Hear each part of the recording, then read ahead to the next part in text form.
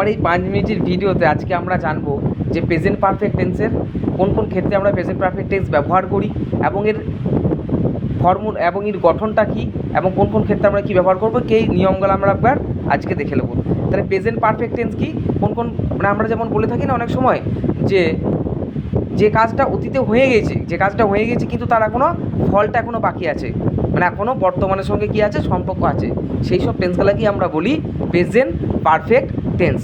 যেমন আমি একটা যদি উদাহরণ দিই তাহলে বলতে পারি যে আমি তাকে দেখেছি বা আমি ভাত খেয়েছি, তারা বাজারে গিয়েছে, সুমন স্কুলে গিয়েছে।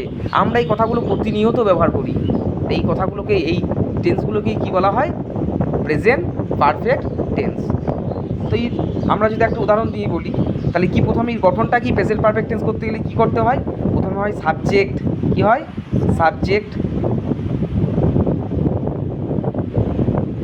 অক্সিলারি ভার্ব হিসাবে কী ব্যবহার করতে পারি আমরা, হ্যাভ অথবা হ্যাজ, হ্যাভ অথবা হ্যাজ।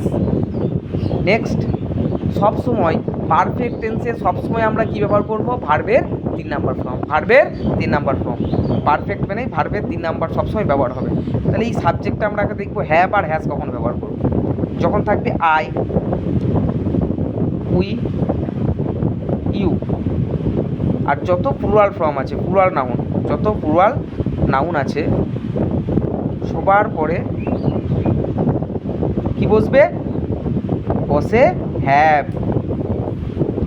তার আমরা একটা উদাহরণ দিই, আমরা বলতে পারি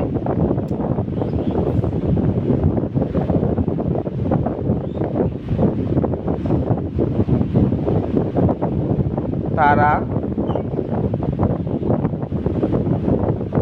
ভাত খেয়েছে, তারা ভাত খেয়েছে। এটা আমরা কি লিখতে পারি, প্রথমে লিখতে পারি কি সাবজেক্ট কি দে, দেটা তো প্লুরাল ফর্ম অনেকগুলো, দে মানে কি তারা কি অনেকগুলো ফর্ম, সাবজেক্ট, তারপরে কী হবে ভার্ব হিসাবে কী করতে পারি আমি, হ্যাভের পর কি খাওয়া ইংরাজি কি এটের 3 নাম্বার ফর্ম কি eaten, they have eaten rice.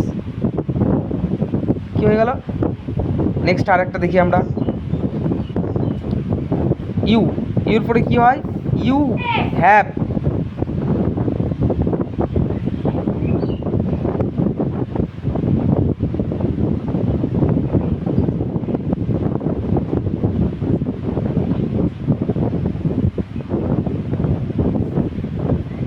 Seen him, তুমি কি তাকে দেখেছো। আরেকটা ফর্ম নিই আমরা, যদি নিই আমরা কোনো একটা সিঙ্গুলার নাউন একটা নিই Suman, SUMAN, Suman has gone to school, Suman school গিয়েছে। এটা কি সুমন স্কুল গিয়েছে, কী ব্যবহার করলাম আমরা, প্রথমে সাবজেক্টের পর কি হ্যাজ, সিঙ্গুলার নাউনের পর কি ব্যবহার করব, হ্যাজ, তারপরে ভার্বের কি নাম্বার ফর্ম, 3 নাম্বার ফর্ম, তারপরে কি টু স্কুল, সুমন স্কুল গিয়েছে। আরেকটা আমরা দেখে নেব,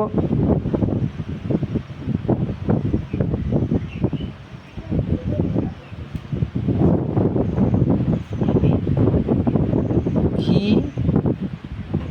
হ্যাজ